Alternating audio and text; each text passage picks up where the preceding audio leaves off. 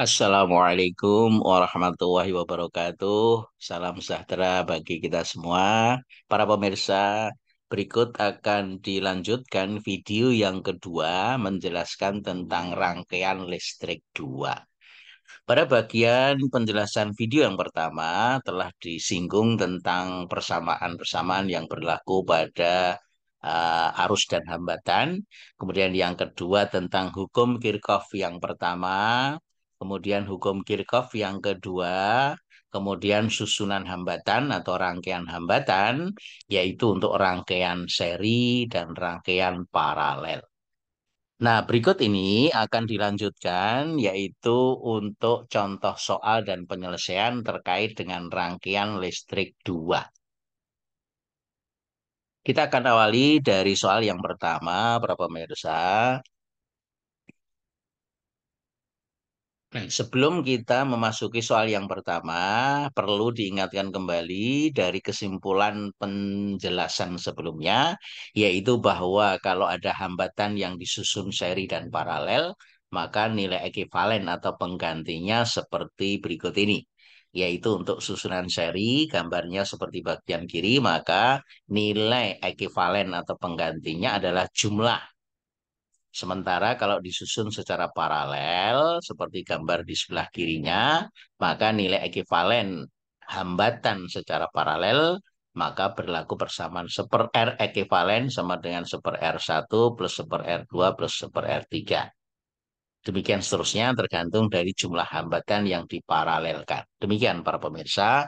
Nah, sekarang kita akan lihat untuk penerapan dalam soal latihan kita. Yang pertama, ada 10 buah hambatan disusun seperti gambar di sebelah kanan ini. Jadi R1 ada R2, 3, 4, 5, 6, 7, 8, 9, 10.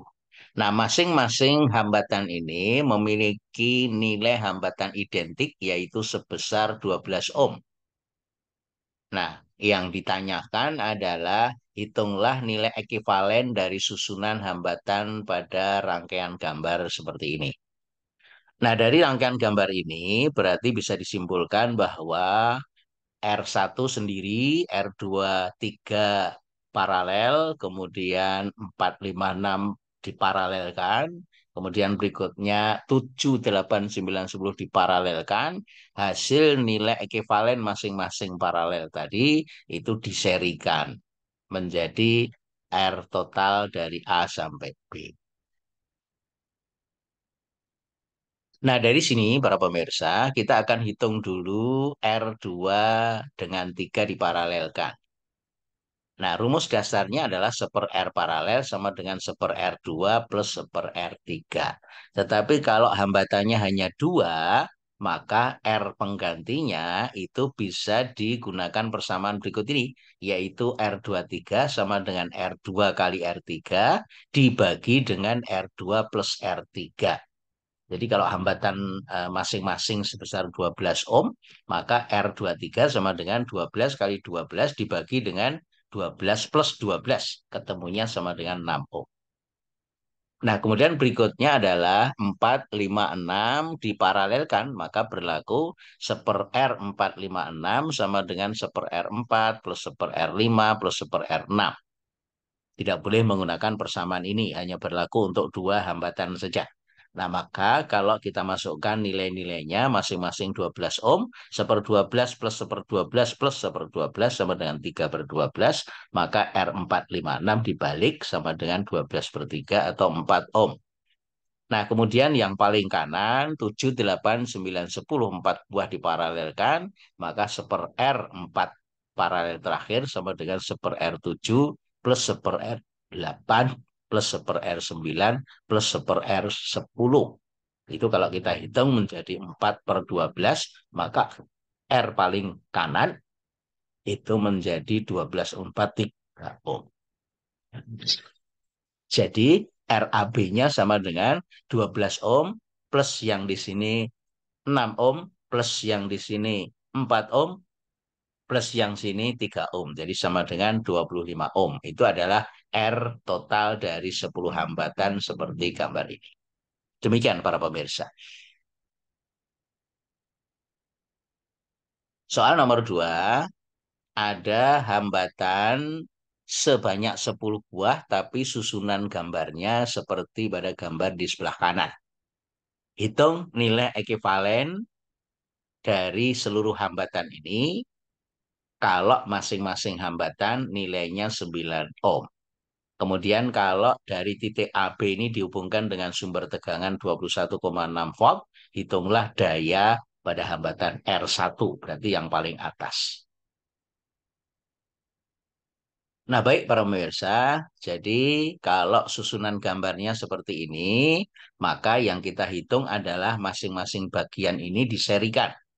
R1 sendiri 9 ohm, kemudian 23 diserikan, dijumlah menjadi 18 ohm, kemudian 4, 5, 6 dijumlahkan seri, sama dengan 9 plus 9 plus 9, 27. Kemudian yang terakhir yaitu 7, 8, 9, 10 dijumlahkan menjadi 36 ohm, maka total dari A ke B ini menjadi paralel R1, 2, 3, 4, 5, 6, 7, 8, 9, 10. Nah, sehingga seper RAB sama dengan seper 9 dari sini, kemudian ditambah seper 18, ditambah seper 27, ditambah seper 36. Nah, sehingga kalau ini kita hitung, ketemunya adalah 25 per 108. Maka RAB menjadi dibalik, yaitu 108 per 25 menjadi 4,32. Nah, sekarang kalau titik AB ini dihubungkan dengan sumber tegangan sebesar 21,6, maka arus utama yang keluar adalah 21 dibagi 21,6 dibagi dengan 9 ya untuk yang hambatan R1. Jadi ketemunya adalah 2,4 ampere. Nah, sehingga daya untuk hambatan R1 saja kita menggunakan V kuadrat per R1 karena V-nya untuk paralel sama besar yaitu sebesar 21,6 dikuadratkan dibagi dengan 9 yaitu sama dengan 51,84 watt. Demikian para pemirsa jawaban soal nomor 2. Kita akan lanjut ke soal nomor 3, para pemirsa. Soalnya sebagai berikut. Jadi ada 4 buah hambatan, 3 ohm dan 6 ohm diparalelkan, kemudian diserikan dengan 8 ohm, kemudian hasilnya diparalelkan dengan 10 ohm ke titik luar A dan B.